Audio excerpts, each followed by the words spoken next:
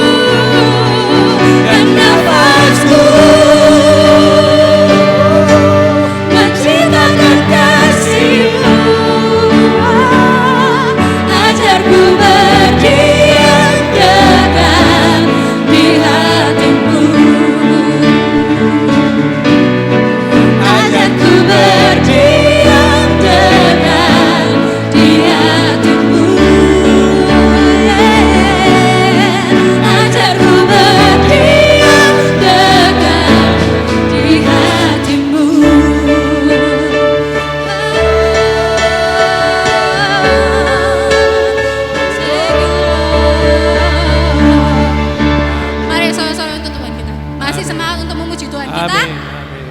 Kurang suaranya kurang keras. Masih semangat menyembah Tuhan kita. Yes, amin. Memuji Tuhan kita. Amin. Amin.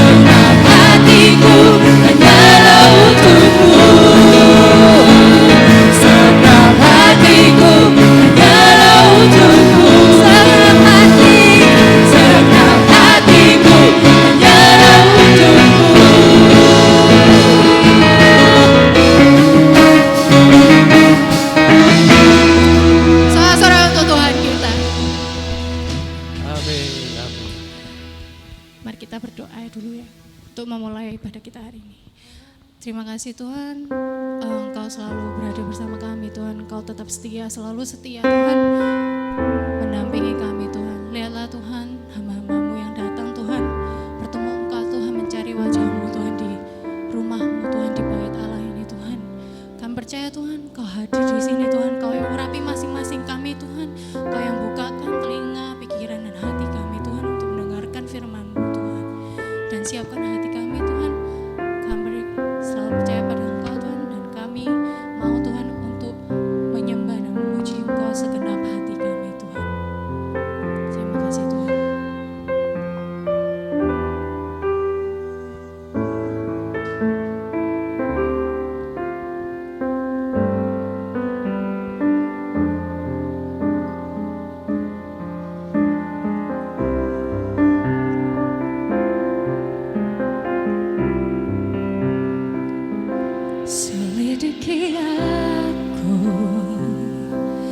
Lihat hatiku, apakah ku sungguh mengasihimu, Yesus, Kau yang Maha Tahu dan menilai hidupku. Tak ada yang tersembunyi bagimu. Selidiki aku, lihat hatiku, apakah ku sungguh mengasihimu, Yesus, Kau yang Maha Tahu dan menilai hidupku. Tak ada yang tersembunyi bagimu. Telah kulihat kebaikan-Mu yang tak pernah habis di hidupku. Ku berjuang sampai akhirnya Kau dapati aku tetap setia.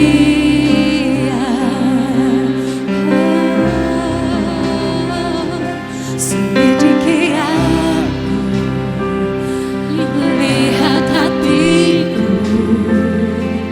apakah ku sungguh mengasihimu, Yesus, Kau yang Maha Tahu dan menilai hidupku. Tak ada yang tersembunyi bagimu. Telah kulihat kebaikan-Mu yang tak pernah habis di hidupku. Ku berjuang sampai akhirnya Kau dapati aku tetap setia. Telah kulihat kebaikan-Mu tak pernah habis di hidupku. Ku berjuang sampai akhirnya Kau dapati aku tetap setia. Telah kulihat kebaikan-Mu yang tak pernah habis di hidupku. Ku berjuang sampai akhirnya Kau dapati aku tetap setia.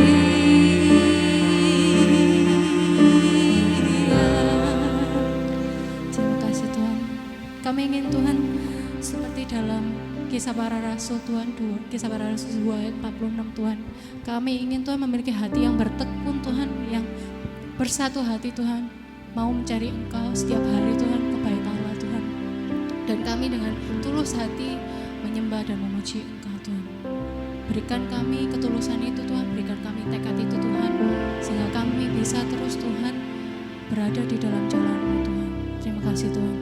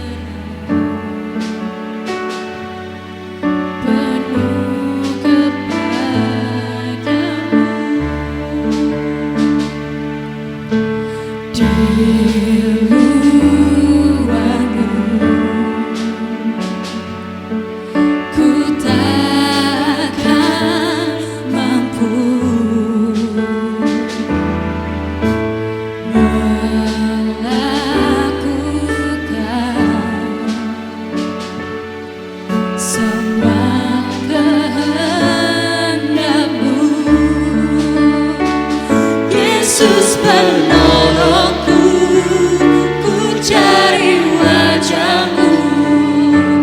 Kau yang ku perlu di setiap waktu, tiada ku takut, sebab Kau besertaku. Karena Kau Tuhan di atas segalanya.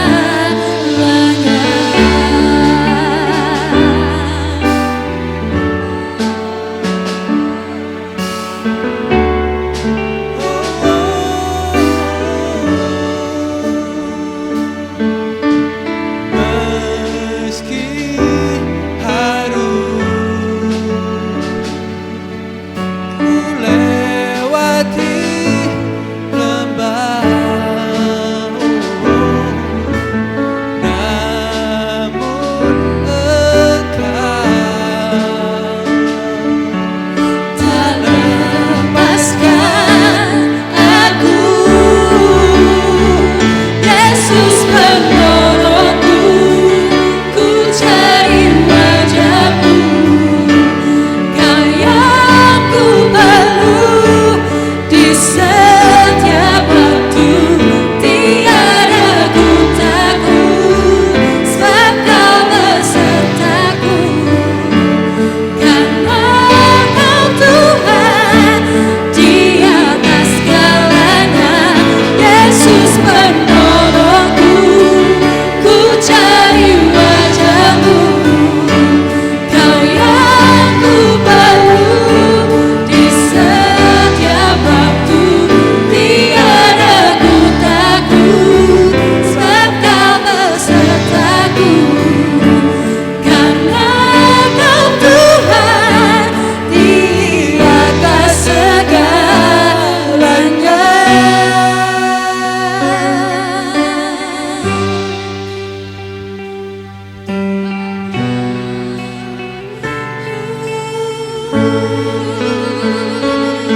Kau penolongku Tuhan, selalu setia.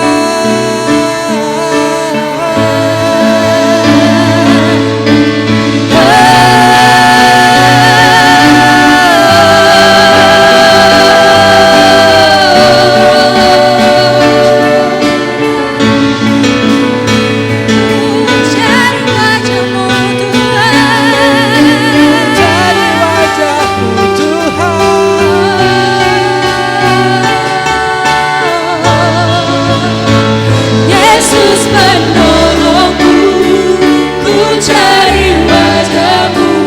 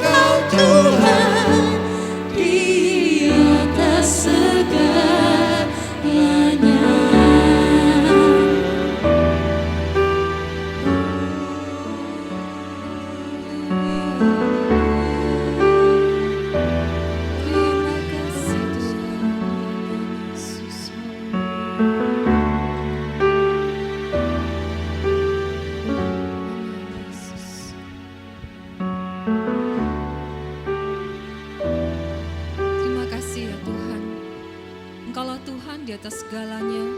Inilah pengakuan iman kami kepadamu ya Tuhan. Engkaulah Tuhan di atas kehidupan kami. Engkaulah Tuhan juru selamat kami. Engkaulah yang telah menyelamatkan kami. Engkaulah gembala kami yang baik.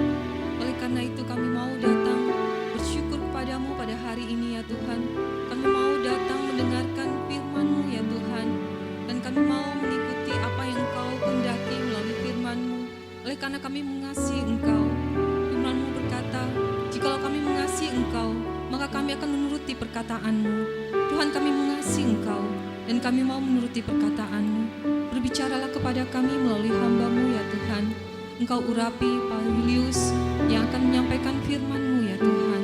Tolong kami juga untuk menjadi pendengar firman-Mu dan biar Roh Kudus menolong kami untuk dapat melakukan kebenaran firman-Mu. Di dalam nama Yesus kami berdoa dan bersyukur. Amin. Puji Tuhan, silakan duduk Bapak Ibu Saudara sekalian. Puji Tuhan. Pada pagi hari ini kita akan dilayani oleh hamba Tuhan dari Surabaya, Bapak Pendeta Julius Manurung. Beliau adalah alumni Sati dan istrinya juga adalah seorang hamba Tuhan, alumni Sati juga. Dan mereka sudah mempunyai 3 orang anak dan saat ini Pak Julius sedang merintis gereja. Ya, beberapa waktu yang lalu Pak Julius adalah seorang youth pastor di sebuah gereja GSCA di Surabaya. Saya persilahkan kepada Pak Julius untuk menyampaikan sharing firman Tuhan pagi hari ini.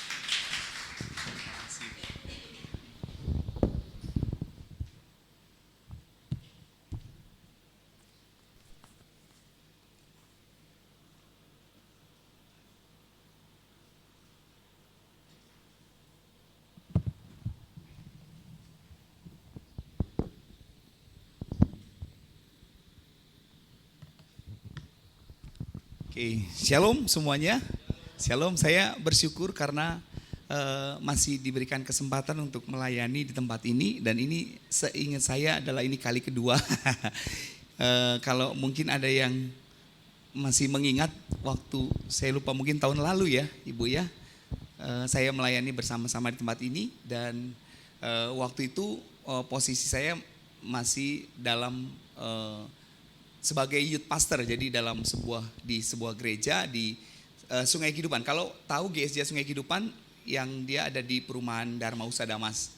Jadi waktu itu saya dikasih kesempatan untuk melayani mereka, melayani kaum muda, dan itu kami memulainya dengan 8 orang pemuda, gitu ya. Jadi dari 8 orang pemuda ini di tahun 2016, lalu kami coba pikirkan, kami coba semangati untuk dengan kondisi-kondisi yang ada, dan kita terus berdoa, kami terus mengupayakan bagaimana supaya pelayanan ini terus berkembang, bagaimana supaya secara kuantitas dan kualitas pertumbuhan jemaat kaum muda di tempat itu juga bisa meningkat dan bertambah. Dan memang tidak mudah, jadi kita perlu kerja keras di sana, dan yang pasti kita mengandalkan Tuhan. Jadi kami bersama dengan teman-teman pengurus, kami selalu meluangkan waktu untuk berdoa bersama-sama. Setiap minggu sekali kami berdoa bersama-sama, dan waktu itu medianya mungkin karena sudah ada Zoom, jadi kita pakai Zoom doa bersama-sama untuk kegerakan orang-orang muda tempat sana. Dan puji Tuhan, Bapak Ibu Saudara yang dikasihi Tuhan, 2016 kita mulai dengan sekitar 8-9 orang. Lalu di 2017 Tuhan tambahkan bilangannya menjadi 15 orang. Puji Tuhan, ya kan, berapapun jumlahnya Tuhan tambahkan, kita puji Tuhan, betul? Satu saja kita bersyukur, apalagi Tuhan jumlahkan hampir 2 kali lipat lebih begitu ya, dari 8 sampai menjadi 15. Lalu di tahun berikutnya kita terus berdoa dan kami terus bergerak untuk menjangkau, dan kami terus melakukan apa yang Tuhan mau untuk dikerjakan di komunitas youth di sana. Dan tahun 2018 Tuhan tambahkan lagi jumlahnya menjadi 25, puji Tuhan, begitu ya.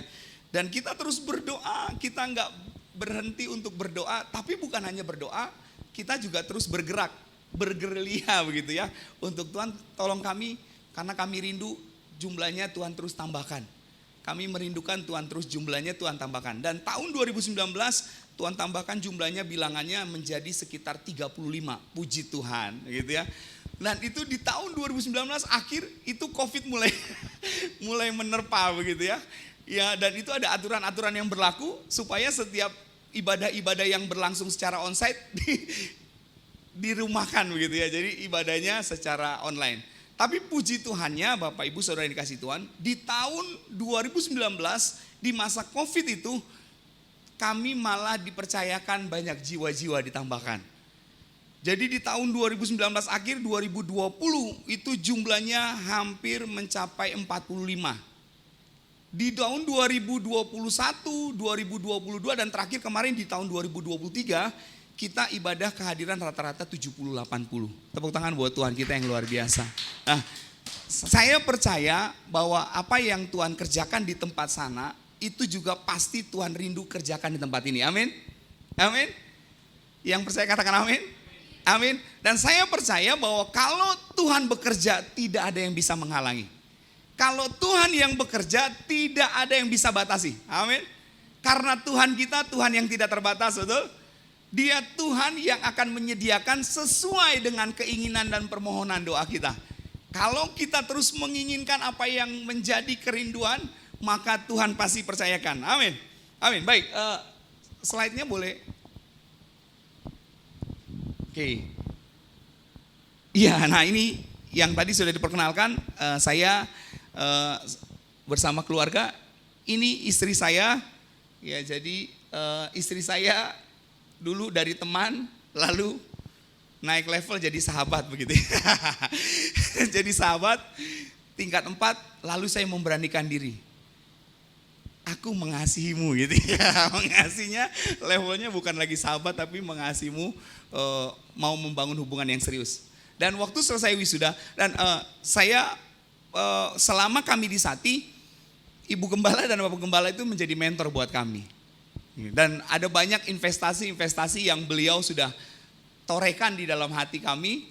Apa yang jadi kita ada KTB ya Bu ya. Jadi kelompok di sana di Sati namanya GC ya, Growing in Christ. Jadi dan Ibu Gembala menjadi mentornya istri saya dan ada beberapa teman-teman yang lain, dan Bapak Gembala tempat itu mentor saya di Sati. Jadi saya banyak belajar dari beliau. Dan ini ketiga putri anak kami. Jadi yang nomor 1 namanya Elzira, yang nomor 2 ini yang nomor 2 namanya Aurora, ini Joy Vanka begitu ya. Dan mereka proses mereka datang ke dunia itu berbeda-beda. Ya, jadi kalau yang pertama ini, anak pertama pasti agak sulit begitu ya. Karena dia harus menjadi penerobos jalan, dia harus membuka jalan buat adik-adiknya. Jadi perjuangannya tuh ekstra keras gitu ya. Nah ini, jadi ini. Lalu yang kedua ini, Bapak Ibu Saudara yang dikasih Tuhan, kami melihat bagaimana tangan Tuhan menolong kami. Jadi fase dari pertama kali mengandung usia 1 bulan, itu waktu kami periksa, bukan saya ya, saya tidak mengandung gitu ya. Jadi waktu istri saya mengandung, kami periksa begitu ya. Istri saya periksa dan diagnosanya adalah anak ini, maksudnya proses mengandungnya ini adalah ini dengan resiko yang sangat tinggi. Jadi kalau resiko sangat tinggi itu berarti mereka bilang, dokter bilang, perawat bilang gini, yang kita waktu pas kita datang ke dokter untuk periksa, ini kemungkinan ini hanya dua pilihan. Jadi yang satu lahir tapi dengan kondisi tidak normal, atau yang kedua salah satunya harus meninggal. Jadi kalau enggak ibunya yang meninggal, kalau enggak anaknya yang meninggal. Tapi kami percaya Tuhan kami, Tuhan yang kita sembah, Tuhan yang luar biasa, amin. Apa yang diagnosa dokter, kalau kita percaya dan kita doakan, ini tidak akan terjadi seperti itu. Kita berdoa lahir normal, dan waktu proses mau melahirkan, itu istri saya tensinya itu tinggi sekali, 140 atau 150. Menurut medis itu nggak boleh dilahirkan secara normal. Makanya waktu kita bertahan, saya tanya istri mau tetap lahir normal atau sesar, karena ditawarkan untuk sesar, ditawarkan untuk operasi. Tapi saya tanya istri, lahir normal. Oke, saya ikut dengan imannya gitu kan, karena dia akan menjalaninya. Lalu kita bilang ke dokter, kami mau lahir, istri saya mau lahir normal dok. Wah, enggak bisa Pak, ini prosesnya begini-begini, kondisinya istri Bapak begini-begini. Saya bilang kami mau lahir normal. Oke, kalau Bapak tidak mau mengikuti dengan prosedur yang ada, tolong tanda tangani bahwa Bapak dan Ibu menolak tindakan medis. Jadi kami tidak mau diarahkan untuk lahir secara operasi.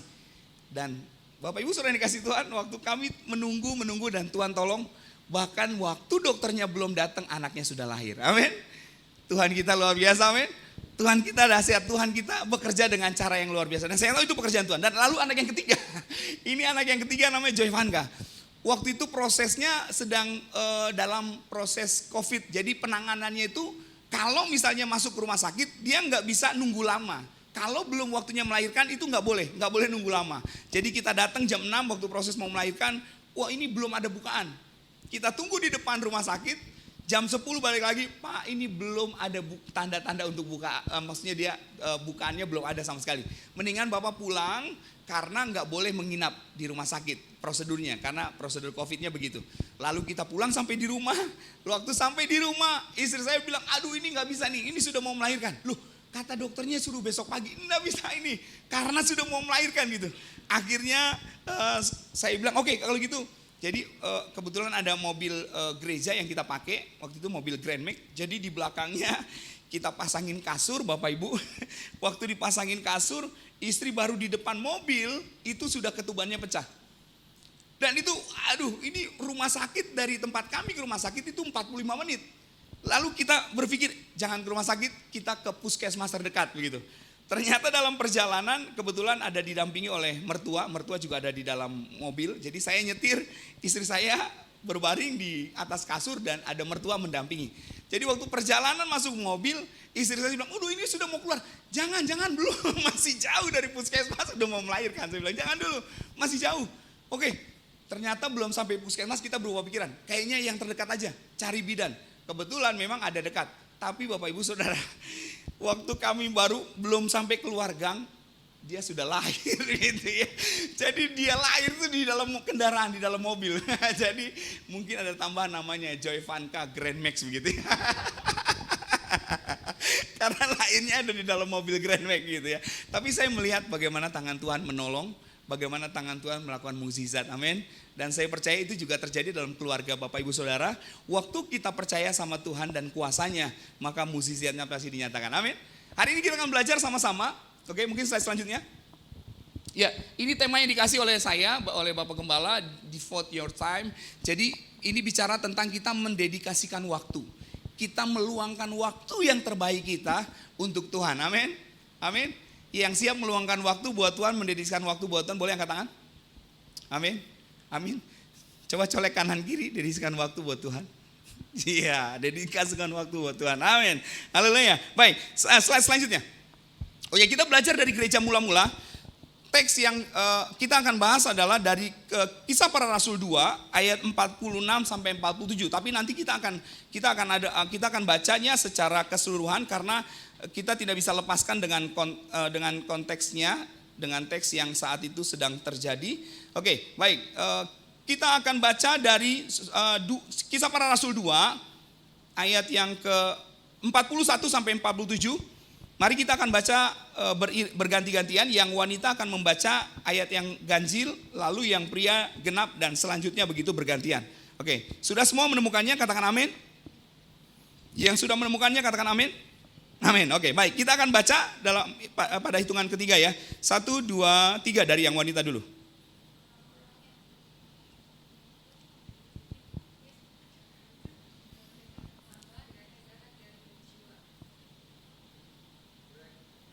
Sebentar, ini semuanya para wanita. Ada para pria sini ya. Oke, baik, para pria siap. Hitungan ketiga, 1, 2, 3.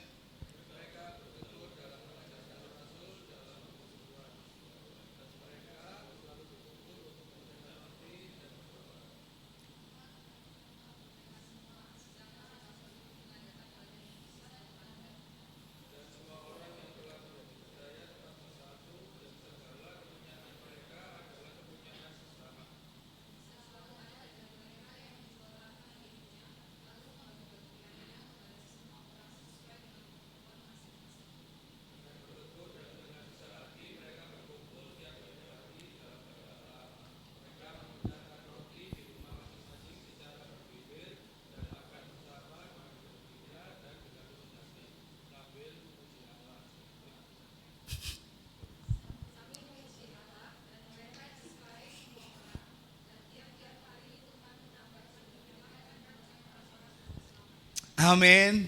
Amin.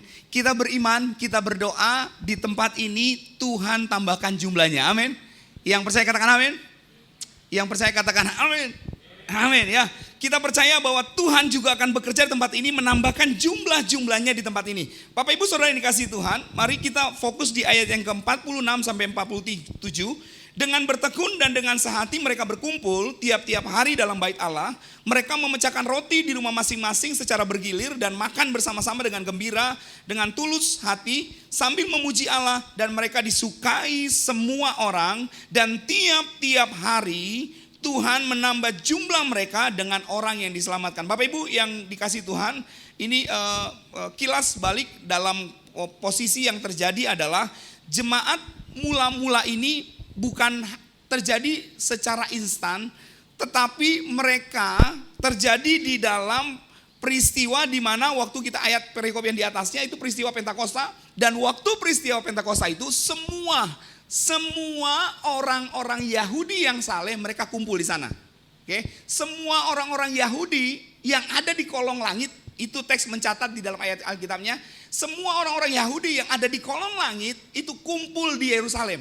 Karena mereka sedang melakukan ritual ibadah yang sudah mereka biasa lakukan. Dan peristiwa di dalam kondisi itu, di antara mereka yang kumpul, itu ada sekitar 120 orang pengikut Yesus.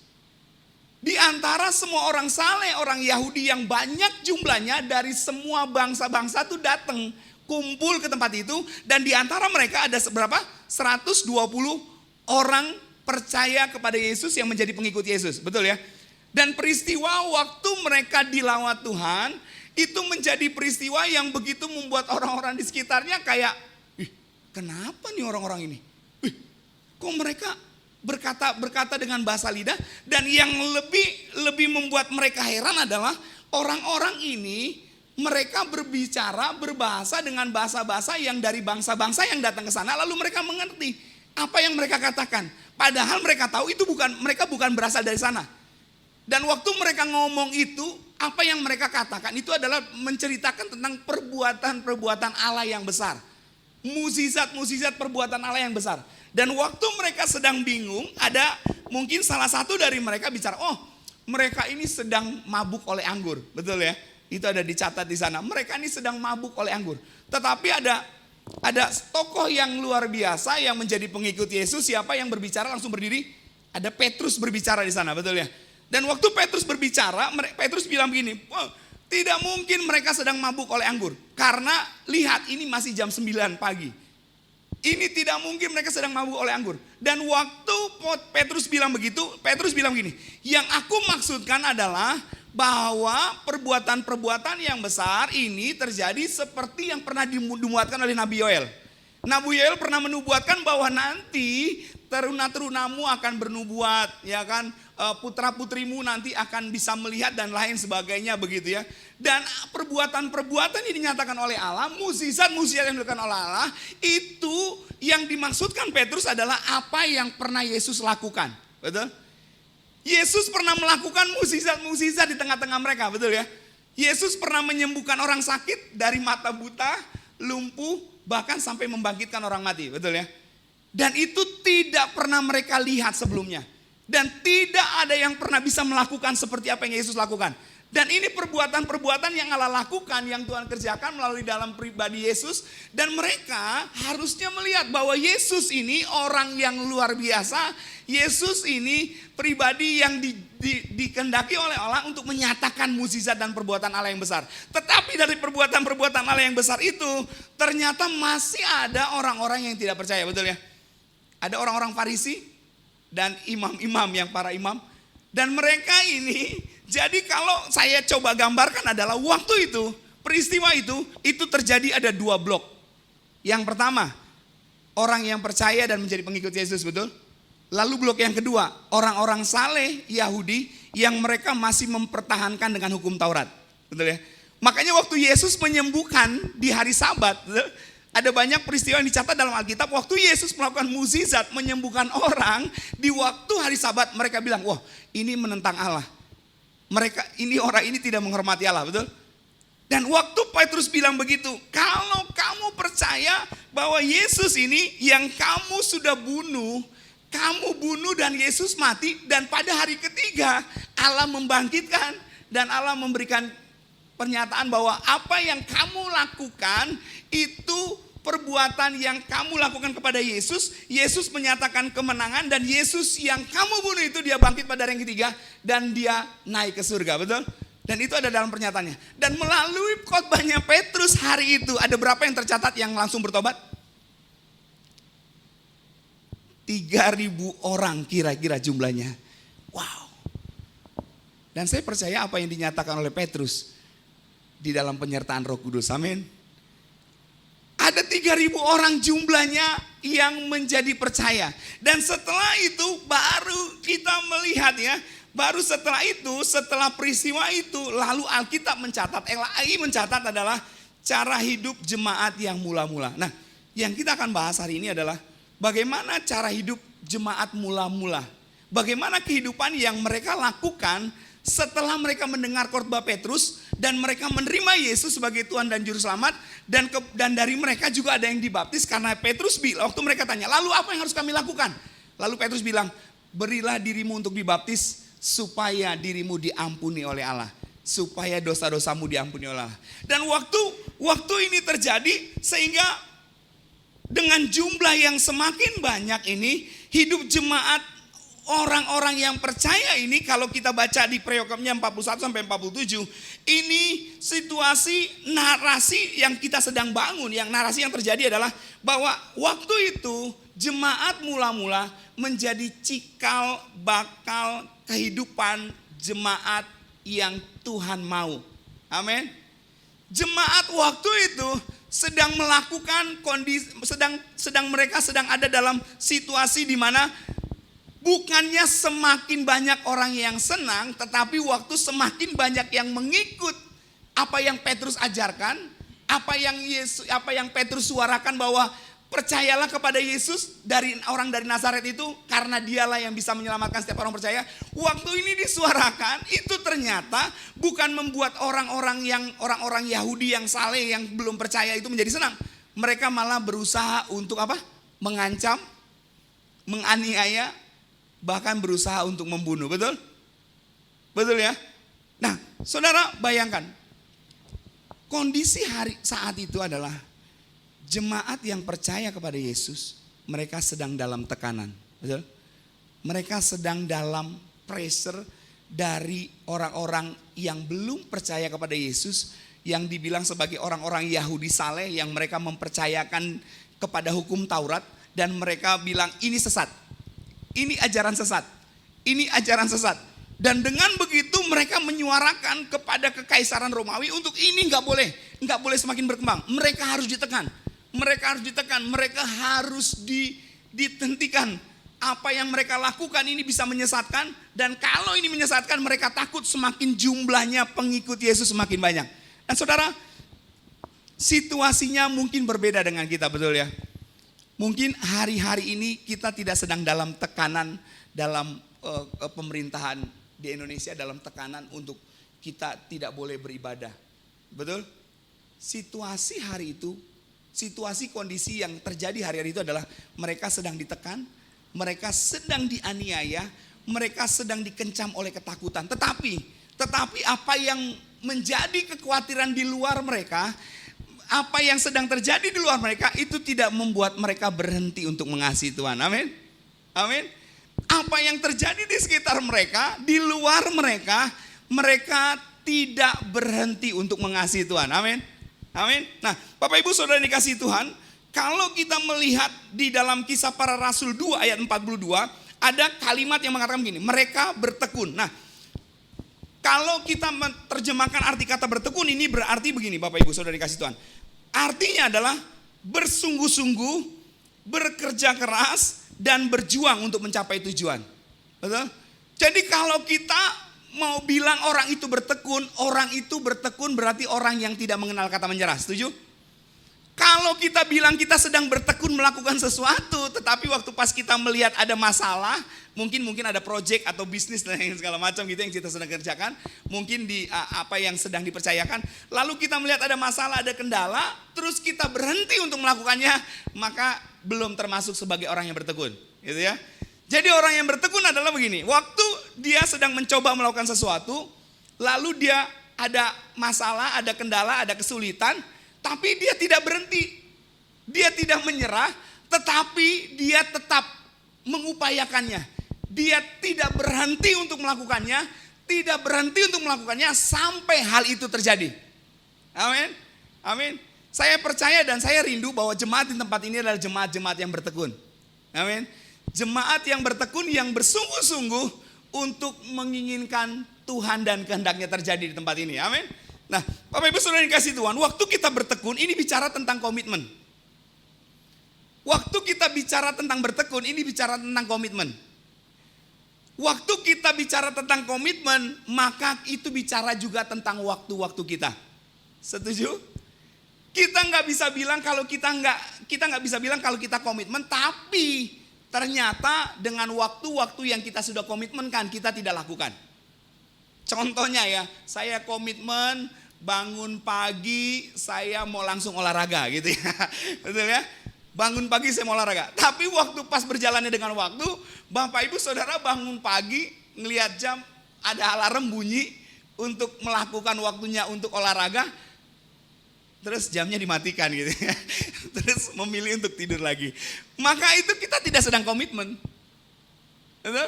Tapi kalau kita komitmen, bangunnya misalnya kita setel alarmnya 4:30 atau jam 5 ya. Sedangkan biasanya kita tidurnya baru bisa tidur jam 12 atau lebih jam 1 dini hari gitu ya. Ada yang tidurnya di atas jam segitu karena banyak kesibukan gitu ya. Nah waktu pas kita tidur terus kita udah pasang alarm nih ya. Memang rasanya berat untuk bangun, betul? Waktu kita pasang alarm, kita mungkin tidur bisanya di atas jam 12, lalu pasang alarm jam 4, 4:30 atau jam 5, dan itu alarmnya bunyi. Lalu itu kayak itu matanya berat gitu ya. Tapi alarmnya kok nggak bisa berhenti ya. Lalu waktu kita bangun dalam kondisi yang kita sedang lelah dan capek, lalu kita lihat jam alarm berbunyi, yang kita lakukan adalah kita matikan alarmnya, dan kita langsung lakukan apa yang sudah kita komitmenkan. Betul? Itu komitmen. Jadi bicara tentang komitmen, kita bicara tentang memberikan waktu kita. Setuju? Amin ya. Nah, hari ini kita akan belajar bersama-sama apa yang kita perlu luangkan waktu kita. Apa yang kita perlu dedikasikan ya. Meluangkan waktu itu bicara bukan menyisakan waktu ya Bapak Ibu ya. Bukan menyisakan waktu, tapi kita memberikan waktu yang terbaik yang kita bisa lakukan. Oke? Sama-sama bilang, luangkan waktu itu bukan sisa. Oke, bilang sama-sama, 1, 2, 3. Luangkan waktu itu bukan sisa. Oke ya. Jadi waktu kita meluangkan waktu, ini bicara tentang kita memang memberikan waktu kita. Kita komitmen memberikan waktu kita untuk lakukan itu. Kita komitmen, kita sungguh-sungguh, kita bertekun, hari ini gak berhasil, besok saya coba lagi. Besok gak berhasil, saya coba lagi. Bukan berarti waktu pas nyoba 1 kali, nyoba 2 kali gak berhasil, langsung berhenti. Maka kita tidak sedang bertekun melakukannya. Jadi sesuatu yang kita lakukan terus menerus, yang kemungkinan memang awal-awal akan sulit, kemungkinan awal-awal tidak mudah, kemungkinan awal-awal kita akan berperang dengan daging kita, kemungkinan waktu kita mau mewujudkannya ini kebanyakan kesulitannya daripada keberhasilannya. Tetapi Bapak Ibu Saudara tidak akan berhenti, tidak menyerah, dan akan terus komitmen. Maka Bapak Ibu akan disebut sebagai orang yang bertekun. Amin. Jadi lakukanlah seperti komitmen kita kepada Tuhan. Bapak Ibu waktu meluangkan waktu, mendedikasikan waktu untuk yang kita akan lakukan, berpikirlah saya akan memberikan waktu yang terbaik saya untuk Tuhan.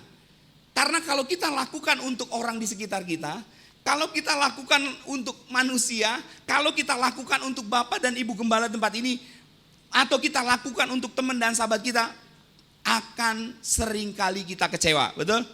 Tapi waktu kita lakukannya seperti untuk Tuhan, maka kita akan selalu merasa sukacita. Amin. Sekalipun sulit. Ingat ya, sulit bukan berarti tidak bisa dilakukan. Sulit itu bukan berarti kita tidak bisa lakukan. Sulit, tapi kita akan berusaha untuk melakukannya. Amin. Apa saja yang kita perlu dedikasikan waktu kita? Oke, slide selanjutnya. Yang pertama, nah ini ya, bertekun dalam doa dan firman. Kita perlu punya komitmen setiap hari, memberikan waktu yang terbaik kita untuk berdoa dan merenungkan firman. Amin. Yang punya waktu masih bertekun di dalam doa dan firman, puji Tuhan. Yang belum punya waktu untuk mendedikasikan waktu, untuk memberikan waktu yang terbaik, untuk meluangkan, bukan menyisakan waktu. Biasanya kalau menyisakan waktu adalah begini ya. Kita sudah capek, seharian bekerja, sibuk dengan bisnis dan keluarga. Ya kita sudah habiskan banyak waktu. Lalu setelah sudah malam, sampai di rumah, sudah malam, sudah capek, semua aktivitas sudah diselesaikan. Oke, waktunya berdoa. Terima kasih Tuhan. Amin. Gitu ya. Maka kita tidak sedang meluangkan waktu. Kita sedang memberikan sisa sama Tuhan. Oke. Bapak Ibu saya tidak tahu apa maksudnya Bapak Ibu saya tidak tahu apa waktu yang terbaik yang Bapak Ibu bisa berikan. Mungkin ada yang orang pagi sudah seger, maka berikanlah waktu yang saudara dan Bapak Ibu bisa lakukan. Mungkin Bapak Ibu tahu waktunya malam yang paling seger dan paling memungkinkan, maka lakukanlah itu di malam hari. Atau kalau Bapak Ibu rasa bahwa di sela-sela waktu jam istirahat bekerja, Bapak Ibu mau luangkan waktu, lakukanlah dengan komitmen. Seperti untuk Tuhan, bukan untuk manusia, amin. Dan Bapak Ibu akan lihat bahwa setiap kali kita merenungkan firman dengan rasa haus dan lapar, pasti akan ada perubahan yang terjadi dalam hidup kita. Kalau kita lakukan ini terus menerus, konsisten ya, lakukan terus menerus, maka pasti ada yang berubah dalam hidup kita. Saya waktu masih sekolah misi itu sebelum saya kuliah yang reguler ya. Jadi waktu sekolah misi, waktu saya ditawarkan untuk ikut kelas misi di STT Satya Bakti selama 2 tahun. Jadi dia modelnya seperti blok sistem, 2 minggu kuliah, lalu 2 bulan, 3 bulan di pelayanan tempat di mana kita melayani, lalu balik lagi, dan itu selama 2 tahun. Bapak Ibu Saudara, ada sekitar 7-8 orang yang ikut bergabung di kelas misi, dan tinggal saya sendiri di akhir mau menjelang tahun kedua. Itu tinggal saya sendiri. Dan waktu Bu Lili Herawati yang gembala di GSIA Pandaan, dia bilang, "Jul, ini kan nggak mungkin kamu sendiri dengan dosen, kan jadi privat. Bagaimana kamu mau di-convert ke reguler?" Saya bilang, "Saya berdoa Bu." Waktu saya berdoa dan akhirnya saya kuliah. Jadi jumlah tahun yang saya habiskan di Sati adalah selama 6 tahun. Dan Bapak Ibu, selama 6 tahun yang kita pelajari di sana adalah kita baca Alkitab pasti ya. Betul ya. Bangun pagi kita saat teduh bersama-sama, kita berdoa sama-sama. Terus yang kita bedah juga Alkitab. Ya, yang kita pelajari Alkitab, yang kita selidiki Alkitab, ya itu lama kelamaan itu tulisannya Alkitab semua gitu ya, karena sepertinya kita baca Alkitab terus setiap hari. Dan Bapak Ibu, waktu pas saya praktek di GSJ Sungai Kehidupan, selesai wisuda, lalu saya praktek di sana, saya belajar melayani di sana, dan Bapak Ibu ternyata lamanya saya kuliah di Sati itu tidak menentukan rasa haus dan lapar saya akan firman. Ternyata saya dapati selama 6 tahun saya kuliah di Sati, saya belum menginginkan firman Tuhan dalam hidup saya. Nah saudara, waktu saya belajar setiap hari coba serius dengan firman, baca, lalu besoknya lagi tertidur dan ngantuk gitu ya. Lalu saya komitmen, lalu berikutnya lagi coba berhasil, lalu berikutnya lagi gagal, tidur dan udah lewat. Dan Tuhan taruh di hati saya untuk terus miliki rasa haus dan lapar. Dan Bapak Ibu Saudara, yang terjadi adalah setiap pagi saya punya waktu untuk beribadah kepada Tuhan. Saya membaca dan merenungkan firman Tuhan, dan saya tahu ada banyak yang berubah dalam hidup saya. Amin. Dan saya percaya ini juga akan terjadi dalam kehidupan kita. Setiap kali kita serius meluangkan waktu untuk berdoa dan merenungkan firman, pasti ada yang berubah. Pasti ada yang berubah. Yang mungkin awalnya yang gampang marah-marah dengan istri atau suami gitu ya, yang tadinya gampang marah-marah dengan anak di rumah ya kan. Waktu kita terus merenungkan firman, kita baca firman Tuhan, merenungkan firman Tuhan, pasti firman itu mengubahkan kita. Amin. Kalau firman Tuhan itu mengubahkan kita, kira-kira yang bahagia siapa di rumah? Kalau firman Tuhan itu mengubahkan kita, siapa yang bahagia di rumah? Siapa yang bahagia? Iya, bukan tetangga yang bahagia. Pasti orang seisi rumah yang bahagia. Yang tadinya marah-marah terus tiba-tiba berubah jadi lebih sabar. Walaupun masih ada marahnya aja, tapi marahnya jadi berkurang gitu ya. Ya kan? Nah, saudara, mari hidup bertekun, memberikan waktumu untuk berdoa dan membaca dan merenungkan firman. Nah, menurut Whitney, ini seorang teolog, dia bilang begini, doa itu menciptakan semacam jalur hubungan dengan Allah di mana orang percaya dapat berbicara dan bercakap-cakap kepadanya secara berkesinambungan. Oke? Jadi waktu kita berdoa, kita sebenarnya sedang membangun komunikasi dengan Tuhan. Kalau membangun komunikasi dengan Tuhan, kira-kira Tuhan tahu nggak yang terbaik buat kita? Amin, halo? Kalau kita berkomunikasi dengan Tuhan yang menciptakan langit dan bumi, dan Dia yang tahu yang terbaik untuk hidup kita, kira-kira Dia akan memberitahukan gak apa yang terbaik buat hidup kita? Pasti. Karena kita menginginkan Tuhan lebih daripada yang lain, dan kita sedang berkomunikasi dengan Tuhan. Dan waktu kita merenungkan firman Tuhan, kita akan mendalami firman, dan kehidupan kita akan menjadi sehat. Bapak Ibu, rohani yang sehat, ya. Rohani kita nih ya, rohani kita ini kan di dalam diri kita kan ada tubuh, jiwa dan roh. Nah, di dalam manusia rohani kita itu perlu dikasih makan. Perlu dikasih makan karena ya secara jasmani aja kalau kita nggak makan, menurut Bapak Ibu kira-kira kalau kita tidak makan dan tidak minum selama 1 minggu masih sanggup? Pas yang terjadi apa? Kondisinya yang terjadi apa kalau kita tidak makan dan tidak minum selama 1 minggu? Lemes atau masih tetap semangat? Lemes. Kalau itu kita teruskan tidak makan dan tidak minum lagi, yang terjadi adalah masuk ke IGD gitu ya. Jadi tubuh kita ini perlu makanan, betul ya. Tubuh jasmani kita ini perlu makanan dan minuman. Kalau itu tidak tercukupi, kalau itu tidak dikasih makan, tubuh kita lemes. Kalau tubuh kita lemes, lama-kelamaan kita bisa jadi orang yang akan mengalami sakit penyakit, betul? Sama dengan manusia rohani kita. Kalau manusia rohani kita nggak dikasih makan, lama-lama manusia rohani kita tidak sehat. Kalau manusia rohani kita tidak sehat, yang sering terjadi adalah kita sering hidup semakin menjauh daripada Tuhan. Maka bangunlah kebiasaan memberikan waktu untuk berdoa dan merenungkan firman. Supaya tubuh kita dan rohani kita sehat. Amin. Yang mau sehat tubuh rohaninya, katakan amin. Amin. Oke, baik. Oke, slide selanjutnya. Nah, hidup dalam persekutuan dan komunitas yang sehat. Nah, ini yang kita perlu luangkan waktunya. Memang dalam kondisi yang terjadi adalah kita akan semakin kesulitan untuk bangun relasi, berkomunitas, betul ya?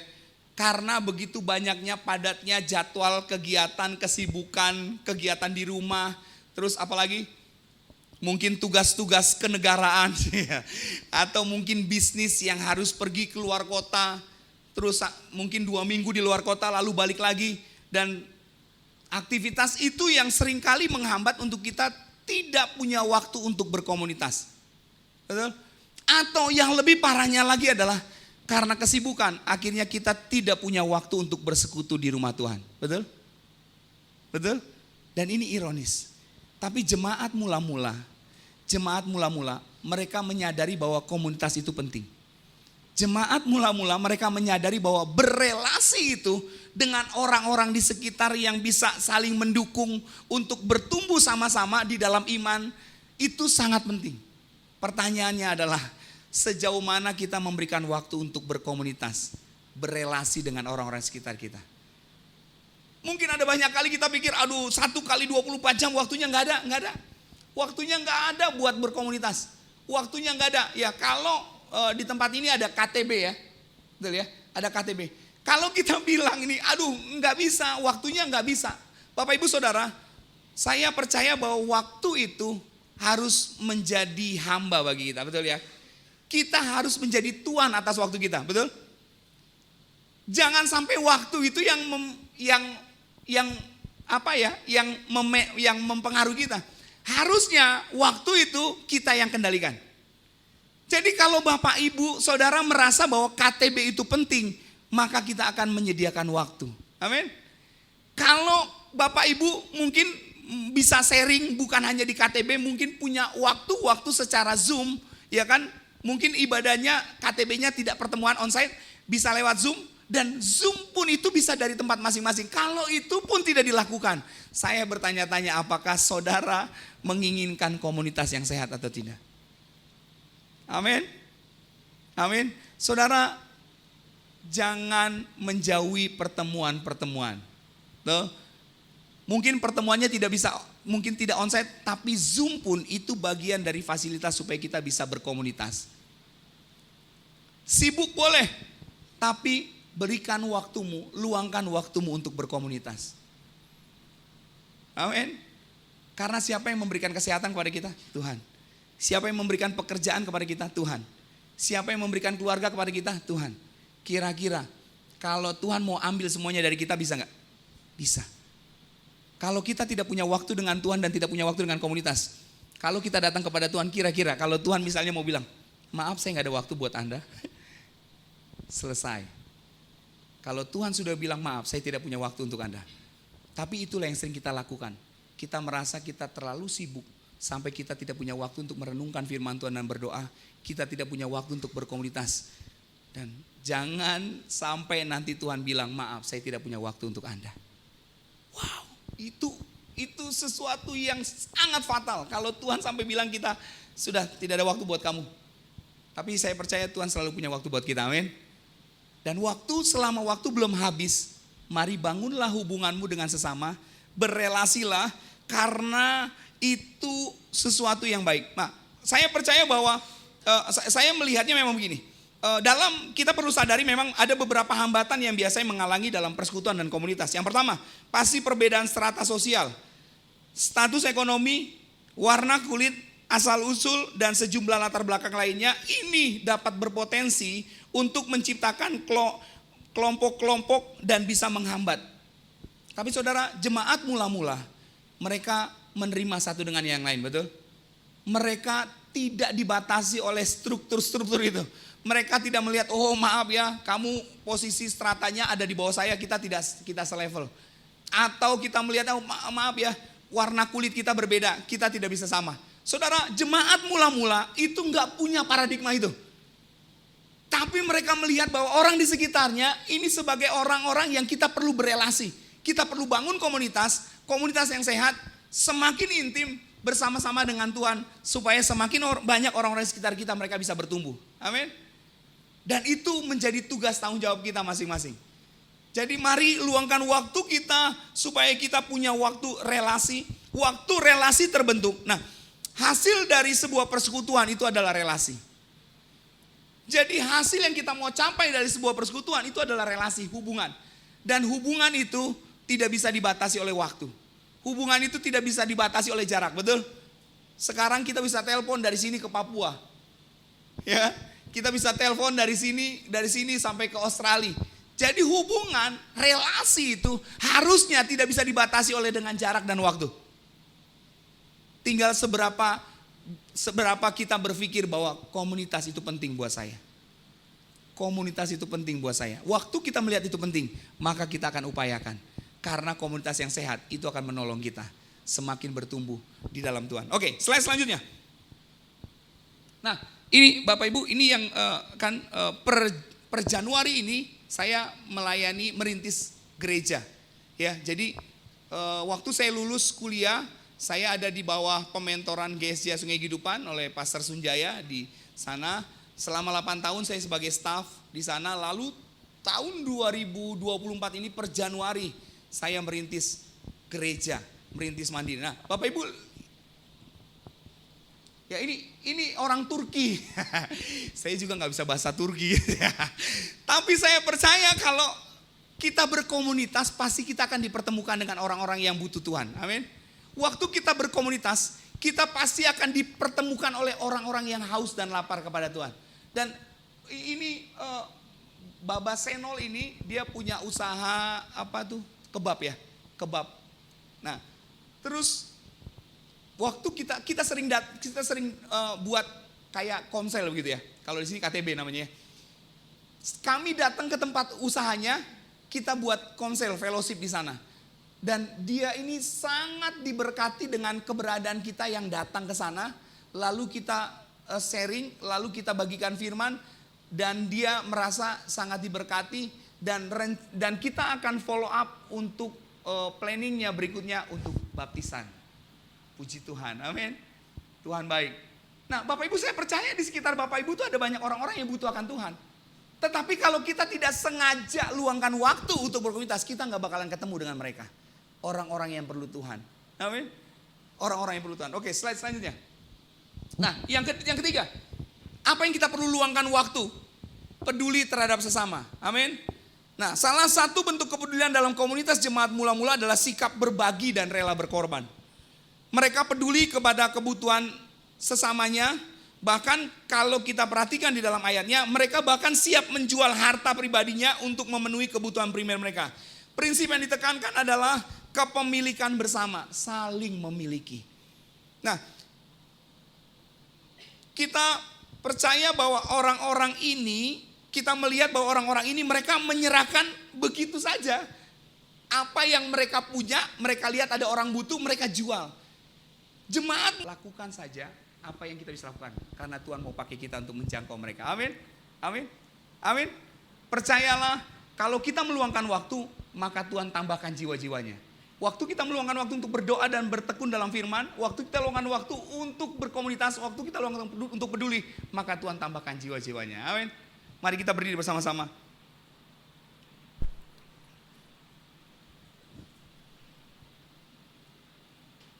Haleluya, terima kasih Tuhan. Terima kasih Tuhan.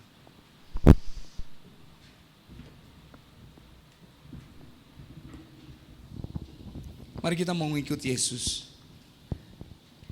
Karena kita percaya ini semua karena anugerah Tuhan. Kami bawa hati kami Tuhan, penyembahan kami. Tuhan tolong kami, supaya kami semakin menyadari bahwa kami hidup karena anugerah Tuhan. Tuhan tolong kami supaya kami menyadari bahwa kami ada hari ini itu karena anugerah Tuhan.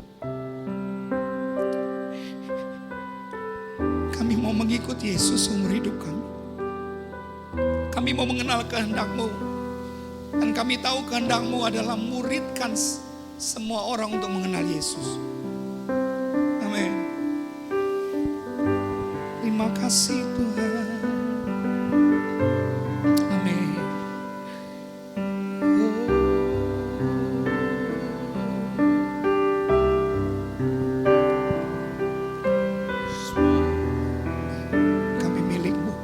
Kepunyaanmu. Engkau yang paling berharga dalam hidup kami. Amin. Semua karena anugerah-Mu. Hari ini kami ada. Hari ini ada. Bukan karena kuat kami. Bukan karena kuatku. Amin. Namun karena Roh-Mu. Kami bawa hati kami Tuhan. Ku bawa hatiku, penyembahanku. Ku semakin berkurang, Yesus makin bertambah. Mengikut Yesus, itulah kesukaan hatiku. Ku lepas semua hakku untuk mengenal kehendaknya di hidupku. Mengiring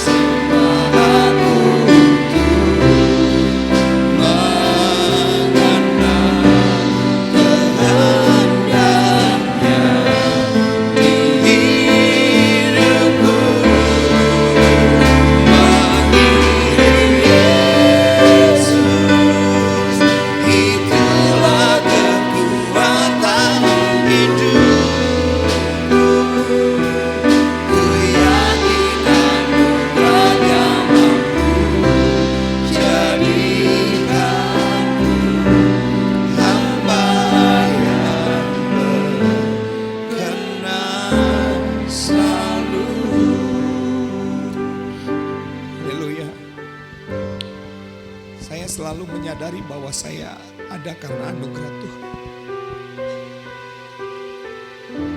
Kesehatan saya, kekuatan saya, keluarga saya, semua tugas tanggung jawab yang Tuhan percayakan, saya terus belajar menyadari bahwa semua karena anugerah Tuhan. Dan saya percaya Tuhan mengasihi saya, Tuhan mengasihi kita semua. Dan Tuhan mau keberadaan kita dimanapun kita berada, Tuhan disenangkan dengan kehidupan kita. Apa yang menjadi kesukaan Tuhan?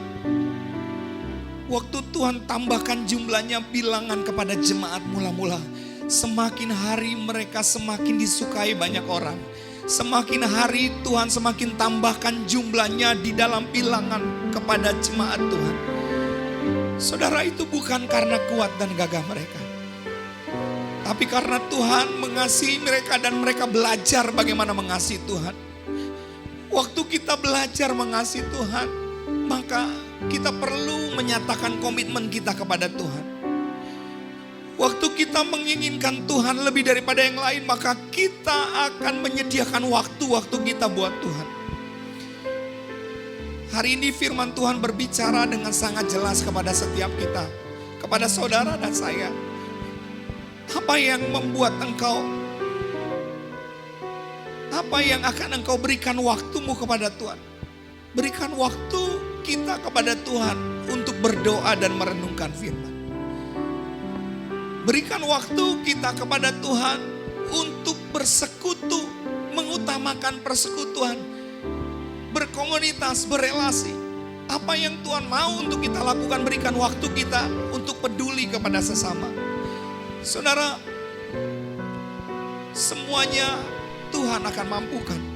Bagian kita, maukah kita bersedia untuk memberikan waktu?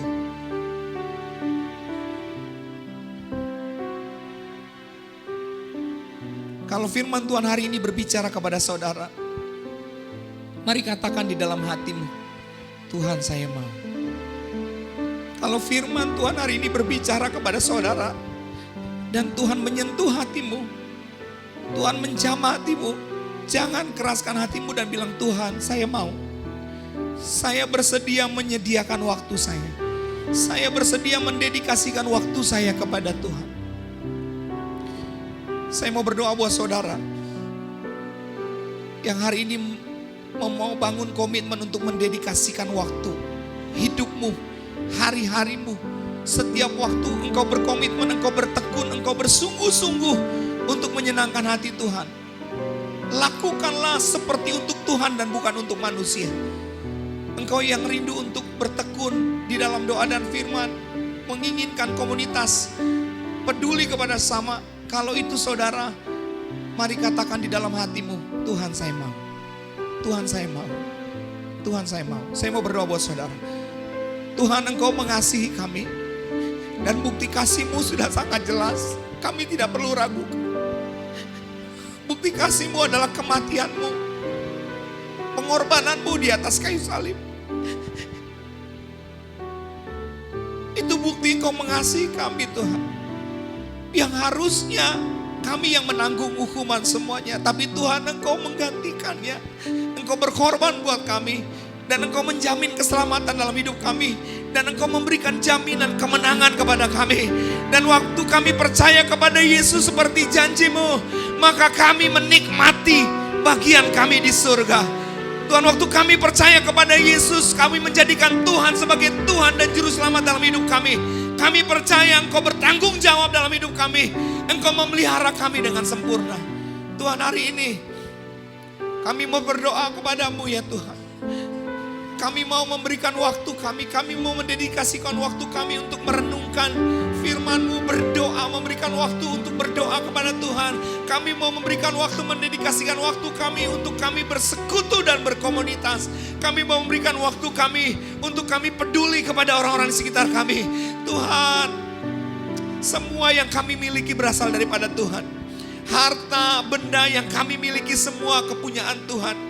Keluarga kami semua kepunyaan Tuhan. Tuhan, tolong kami untuk terus menyadari bahwa kami ada karena anugerah-Mu. Dan kami mau belajar untuk setia, komitmen memberikan waktu-waktu kami yang terbaik. Tuhan, tolong kami. Roh Kudus, Engkau yang memeteraikan setiap firman yang hari ini kami dengar. Apa yang kami dengar Tuhan, taruh di hati kami, tanah hati kami yang terbaik. Torehkan di dalam loh tanah hati kami, sehingga itu berbekas di dalam hati kami. Dan kami selalu mengingat apa yang kami dengar hari ini, karena firman-Mu itu hidup di dalam hati kami. Sehingga waktu firman-Mu hidup, maka dia akan bertumbuh dan mempengaruhi pikiran kami, mempengaruhi tindakan kami, mempengaruhi perkataan kami. Dan kami tahu Tuhan, menyenangkan hati-Mu itu menjadi fokus utama hati kami. Terima kasih ya Tuhan, terima kasih Tuhan, terima kasih. Materaikan firman-Mu, dan kami percaya kuasa-Mu bekerja di dalam hati kami. Kami mau mengikuti Yesus, itu kesukaan kami. Kami mau melakukan apa yang jadi kehendak Tuhan dalam hidup kami. Haleluya. Mengikut Yesus, Mengikut Yesus, itulah kesukaan hatiku. Ku lepas semua aku untuk mengenal kehendaknya hidupku.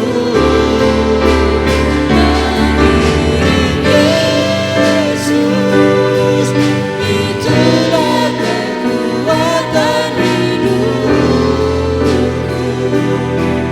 Ku yakin anugerahnya mampu meninggalkanku, hamba yang berkenan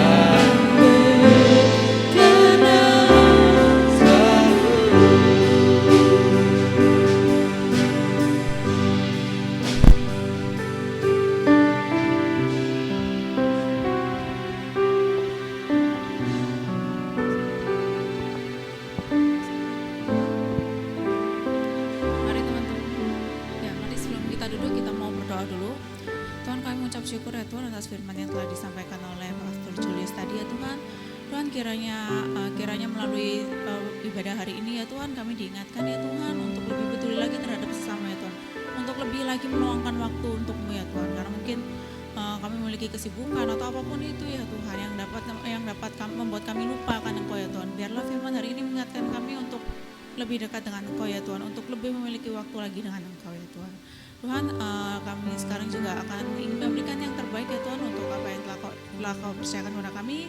Biarlah Kau berikan kami hati yang besar ya Tuhan untuk memberikan persembahan. Biarlah persembahan yang Kau berikan ini berguna bagi pekerjaan-Mu ya Tuhan. Terima kasih Tuhan, dalam nama-Mu kami berucap syukur. Haleluya, amin. Saya persilakan teman-teman buat duduk. Oke, sambil teman-teman memberikan persembahan, untuk teman-teman yang ingin memberikan persembahan bisa diberikan melalui via transfer ke rekening gereja ya, ke rekening gereja, atau melalui kalau teman-teman memberikan via cash bisa melalui amplop persembahan yang ada di belakang. Sambil teman-teman memberikan persembahan, saya akan membacakan beberapa pengumuman. Pertama, saya ingin membacakan satu ayat dulu di 1 Petrus 5 ayat 5. Demikian jugalah kamu, hai orang-orang muda, tunduklah kepada semua orang-orang yang tua. Dan kamu semua rendahkanlah dirimu terhadap yang lain, sebab Allah menentang orang yang congkak, tetapi mengasihi orang yang rendah hati. Ya, jadi gimana pun posisi teman-teman sekarang, biarlah kita tetap rendah hati untuk sesama dan di hadapan Tuhan. Oke, pertama-tama saya ingin mengucapkan thank you Pastor Julius buat firman-Nya. Kami keluarga besar SF ingin mengucapkan terima kasih sekali untuk firman yang luar biasa sekali. Biarlah siang hari ini kita diingatkan untuk tetap peduli terhadap sesama dan lebih lagi meluangkan waktu untuk Tuhan kita. Dan saya ingin juga welcome semua teman-teman yang hadir dan juga mungkin yang join secara online, baik yang baru ataupun yang sudah sering join atau yang sudah lama join tapi baru join lagi. Thank you dan welcome. Kita kasih tepuk tangan dulu yuk. Welcome semua teman-teman, dan jangan lupa minggu depan ibadah kita berada di tempat ini lagi. Jadi ibadah kita dari setiap hari Minggu jam 10 di Republic Hair Studio lantai 3 di depan Geraha Fairground lantai 3. Nah, lalu untuk pengumuman seminggu ke depan di hari Selasa kita akan ada more secara online. Jadi saya ingin invite teman-teman yang rindu gitu untuk berdoa. Saya invite teman-teman buat join di MOR ini di hari Selasa ini kita adakan secara online jam 7:30. Buat teman-teman yang mau join bisa kontak Pak Agus atau Bu Lili juga, atau kontak Instagram atau teman-teman yang sudah join. Dan di hari Kamisnya ada KTB umum yang akan diadakan setiap hari Kamis.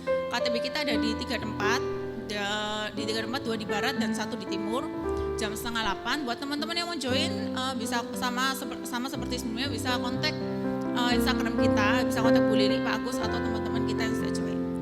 Nah, lalu di minggu ini ada yang spesial di KTB mahasiswa kita. Kita kasih tepuk tangan dulu yuk, ini acaranya luar biasa sekali.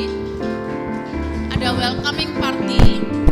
Welcoming party ini akan ada sharing dari teman kita sendiri, yaitu Rio Tixman, yang kalau penasaran orangnya ada di belakang sana yang lagi sound.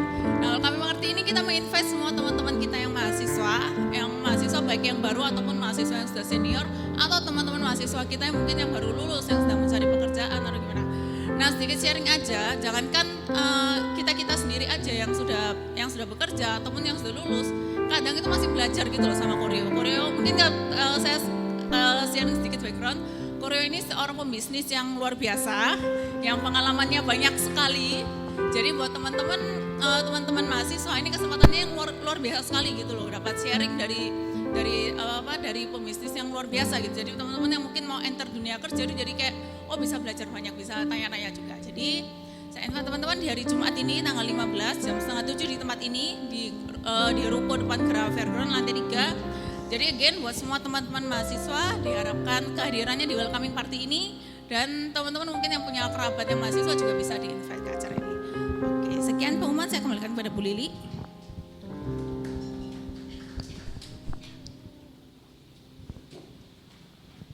Ya, puji Tuhan. Jadi kita sekalian mempraktekkan firman Tuhan, peduli dengan sesama, kita mau peduli dengan mahasiswa-mahasiswa yang ada di sekeliling gereja kita. Kita percaya bahwa kehadiran gereja kita ada dengan suatu maksud. Tuhan mau memakai gereja kita, komunitas kita untuk menjadi berkat buat mahasiswa-mahasiswa yang ada di sekeliling kampus, di sekeliling gereja kita ya, kampus-kampus yang ada di sekeliling gereja kita. Dan ini terbuka untuk umum ya, jadi bukan saja untuk Kristen tetapi untuk semua mahasiswa. Mereka boleh datang dan mereka boleh diperlengkapi untuk masa depan mereka. Dan kita ingin agar apa yang kita sharingkan kepada mereka bisa menjadi berkat buat mereka, dan perbuatan-perbuatan baik yang kita lakukan di dalam kehidupan mereka pasti akan mengingat Bapa di surga ya. Suatu waktu nanti mereka akan teringat apa yang kita lakukan, yang kita sudah taburkan itu tidak akan pernah sia-sia. Puji Tuhan.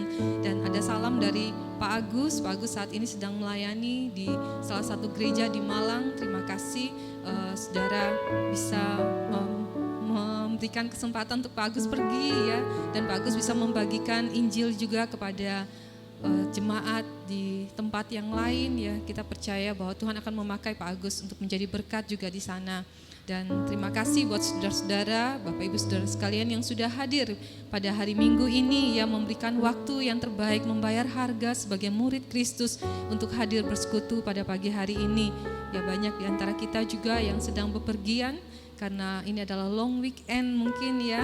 Jadi tetapi ya Tuhan tolong buat mereka yang berpergian dan juga kita yang masih ada di Surabaya yang bisa hadir. Kita mau komitmen untuk setiap hari Sabat kita mau memberikan waktu yang terbaik untuk datang ke rumah Tuhan, dan kehadiran kita pasti menjadi berkat kekuatan untuk saudara-saudara seiman lainnya.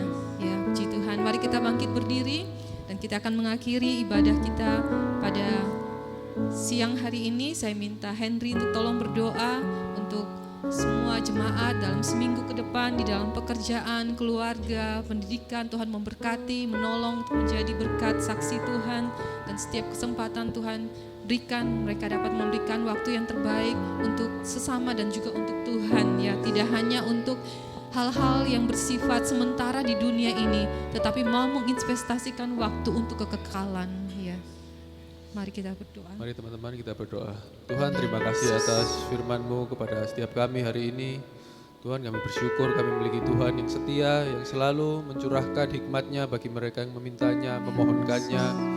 Tuhan, kami ingin berdoa Tuhan untuk seluruh jemaat-jemaat SAF Tuhan, yang dalam seluruh tahapan kehidupan mereka, ada yang ibu rumah tangga, ada yang karir, ada yang pengusaha, ada yang mungkin kuliah Tuhan, ada yang membangun karir. Tuhan, segalanya kami serahkan kepada-Mu. Banyak bidang-bidang yang saling berbeda, Tuhan, memiliki kebutuhan yang berbeda, memiliki tantangan yang berbeda, memiliki potensi yang berbeda pula, Tuhan. Kami bersyukur Engkau taruh jemaat-jemaat yang berbeda-beda di dalam gereja ini, Tuhan, agar kami bisa saling melengkapi dalam kebutuhan kami, Tuhan. Dan kami juga berdoa agar setiap tempat, Tuhan, Engkau tempatkan dimanapun kami berada. Engkau taruh, Tuhan, benih-benih firman itu, Tuhan. Dan Roh Kudus bantu kami untuk mengeluarkan buah-buah dari iman itu, agar kami bisa menjadi sebuah garam di dalam setiap tempat di mana Engkau taruh kami, Tuhan. Kami berdoa, Tuhan, kami mohonkan agar Engkau tetap menuntun langkah kami, Tuhan, dalam setiap level hidup kami, Tuhan, fase hidup kami. Kami berbeda-beda, Tuhan. Ada yang sudah punya anak, ada yang barusan menikah, ada yang baru saja punya anak, ada yang sudah punya anak lebih dari satu. Tuhan, banyak pergumulan, Tuhan. Ada yang banyak hal yang masih mencari, Tuhan, juga masih mencari pasangan hidupnya, Tuhan. Kami juga merindu, Tuhan, agar Engkau kirimkan, Tuhan, mereka yang masih merindukan akan pasangan hidup yang sepadan dengan mereka masing-masing, Tuhan. Kami mohonkan ini semua, Tuhan, dan kami yakin, Tuhan, bahwa Engkau adalah Tuhan yang setia, yang siap memberikan yang terbaik di waktu yang terbaik pula, Tuhan. Terima kasih, Tuhan, kami serahkan permohonan kami, Tuhan, hanya dalam nama Yesus, Tuhan. Amin. Bapak Ibu Saudara sekalian, mari kita mengangkat tangan kita dan menerima berkat Tuhan. Tuhan memberkati dan melindungi engkau. Tuhan menyinari engkau dengan wajah-Nya dan memberikan engkau kasih karunia. Tuhan menghadapkan wajah-Nya kepadamu dan memberikan engkau damai sejahtera. Kiranya kasih dan penyertaan Tuhan melalui Roh Kudus-Nya selalu memimpin setiap langkah hidupmu, dan kau selalu menghidupi kebenaran firman-Nya di dalam kehidupanmu dari hari lepas hari sampai kita sekalian berjumpa dengan Yesus Kristus pada waktu Dia datang kedua kalinya, ataukah pada waktu Dia memanggil kita pulang kembali ke surga dan kita didapati sebagai hamba-hamba Tuhan yang setia. Terimalah seluruh berkat Tuhan ini hanya di dalam nama Bapa, Putra dan Roh Kudus. Amin. Jadikan aku indah yang Kau pernah mulia, seturut karyamu di dalam hidupku, ajarku berharap hanya kepadamu. Tak ada setia kepadamu, jadikan aku indah yang Kau pandang mulia, seturut karyamu di dalam hidupku, ajarku berharap hanya kepadamu. Tahanan setia, tahanan setia, tahanan setia kepadamu, Tuhan.